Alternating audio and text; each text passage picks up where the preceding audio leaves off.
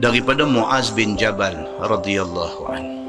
Tuan-tuan, Muaz bin Jabal ataupun dia lebih dikenali dengan nama Abu Abdurrahman.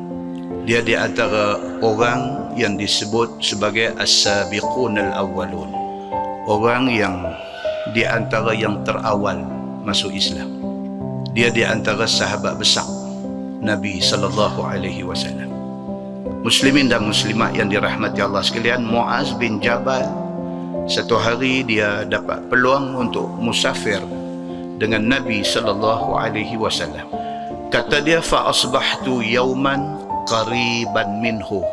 Muaz bin Jabal kata, satu pagi aku dapat peluang duduk dekat dengan Nabi. Wa nahnu nasir, ketika itu kami dalam perjalanan, kami di dalam musafir lagi.